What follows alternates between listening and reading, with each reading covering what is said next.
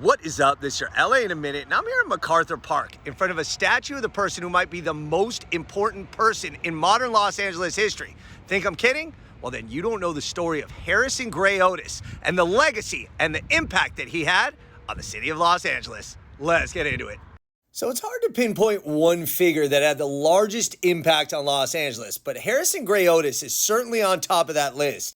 Spearheading LA's growth from a dusty, lawless cowtown in the 1880s to a bustling metropolis at the forefront of industry and innovation by the time of his passing in 1917. Born in Ohio in 1837, Otis became a printer's apprentice by the age of 14, stoking what would be a lifelong passion for journalism, and by 1860 he was active in politics and was actually a delegate for Abraham Lincoln.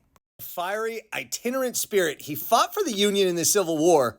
From there, he became a journalist and covered politics from coast to coast, and he moved to Santa Barbara, where he purchased the newspaper, the Santa Barbara Press, in 1876.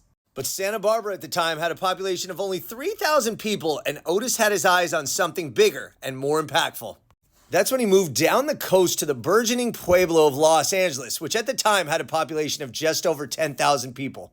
On August 1st, 1882, he agreed with the firm of Yarnell, Castile, and Mathis to take over editorial responsibilities for the Los Angeles Daily Times, becoming president and general manager, which he soon transformed into one of the most powerful and influential newspapers in the United States.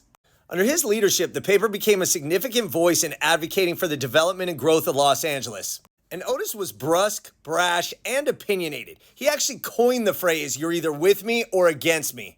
And he backed it with action, even taking time off from his duties at the LA Times to serve in the Spanish-American War, where he earned the moniker of General, which he would keep for the rest of his life.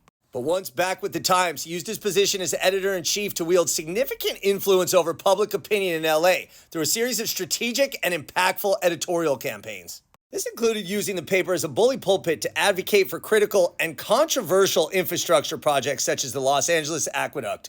The Aqueduct was the most critical and expensive project in the city's history, and through Otis's urging through constant editorials in the paper, the project was able to be completed, and it led to LA's water supply expanding 100-fold, supporting 10 million people instead of 100,000. As he continued to champion for the expansion of Los Angeles, he used the paper to promote real estate development and attract new residents, in no small part due to his focus on developing the Pacific Electric Railway, which encouraged investment and almost limitless city growth.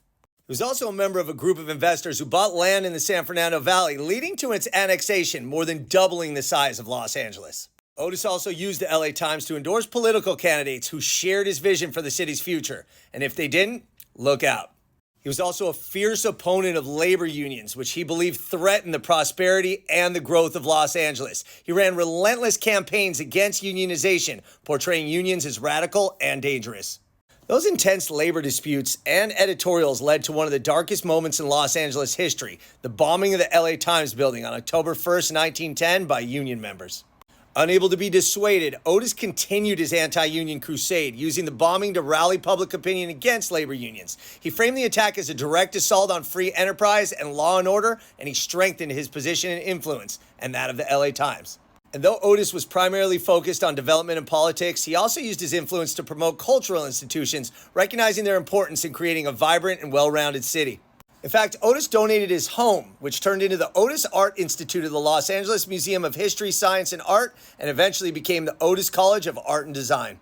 Otis passed away in 1917, but not before he played a significant role in shaping the policies and projects that would define Los Angeles for generations. So when we talk about impact, influence, and legacy in Los Angeles, it's hard to do much better than Harrison Gray Otis, who just might be the most important person in modern Los Angeles history. All right, LA, it's been a minute.